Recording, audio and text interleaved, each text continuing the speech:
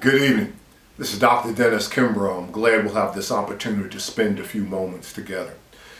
Recently, I received an email from a young lady out in California who had interviewed with this particular company, and she was excited about the prospects of pursuing her dream job and joining this firm. And she wanted to know in the email what would really give her the edge and the opportunity that would make sure that she would receive an offer for this company. And I told her, I said, so many folks make a mistake about the whole entire interviewing process, but the bottom line I shared with her, never take the job that someone offers. Make sure that you take the job that you want. And she wanted to know, Dr. Kimbro, exactly, can you please talk about that for a second? And I said, well, there are 7 criteria for a correct vocation.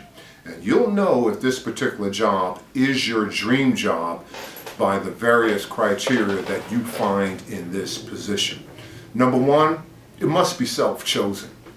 You must choose it. Not your mother, not your father, not your high school guidance counselor, not your placement officer at college. This particular position must be self-chosen.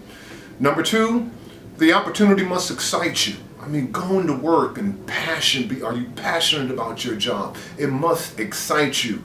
You know, so many times people say, well, thank God it's Friday. Do you really say thank God it's Monday? Working for this particular company or this opportunity, would you be passionate about what you are doing? Number 3, creative thinking is required.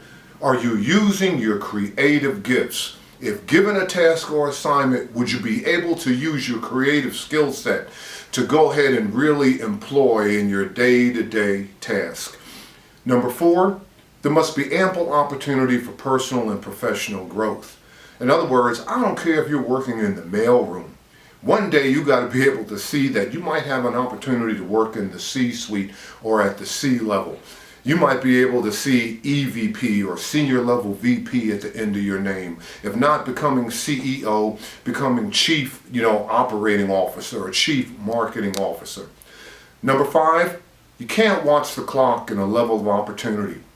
In other words, there are 2 types of income. There's real income, and real income is what we're paid for every other week, or real income is what we're paid for on the 15th and 30th of the month. Real income is what you take to the marketplace in exchange for goods and services. But there's another type of income. It's called psychic income. And psychic income is a handshake from your supervisor, thanking you for a job well done. Psychic income is because you're employee of the month or employee of the year. You get the parking space nearest to the company. Psychic income is receiving a plaque or a memento from your supervisor saying you're the top salesperson in the division. And here's the rub. The majority of people will work just as hard for psychic income as they will for real income, but startling enough, very few organizations give it. Number 5, your work must be beneficial to humanity. In other words, serve for the sake of sharing, give for the sake of giving, serve for the sake of serving. The bottom line, you can't be like the Russian worker working on the assembly line stamping out widgets. And when you approach him or her and say, how long have you been with this company? And he says, well, I've been here for 30 years. He said, you've been here for 30 years?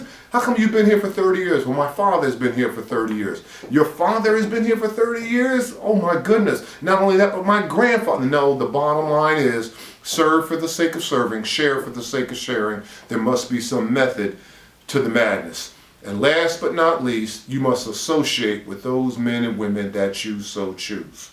I like to use the metaphor, the anecdote. Are you coming to the company picnic? Hell no, I'm not coming to the company picnic. I've been around those people 30 or 40 hours this week. I can't be bothered. Well, why would you work for this company or this organization? The bottom line is your employees must be your friends. You see, so many times people make the mistakes thinking that money or profit is the bottom line. Money and not profit is not the bottom line. You see, love is the bottom line. If you love your customers, you're going to be employee of the month. If you love your coworkers, you're going to make manager real quick. And if you love what you're doing, you're the individual who get the parking spot closest to the office or to the building. I hope these few tips help, not only for that young lady out in California, but for you and those individuals who are looking for the job opportunity of your life. Until next time, this is Dr. Dennis Kimbro. Hey, make it a great day.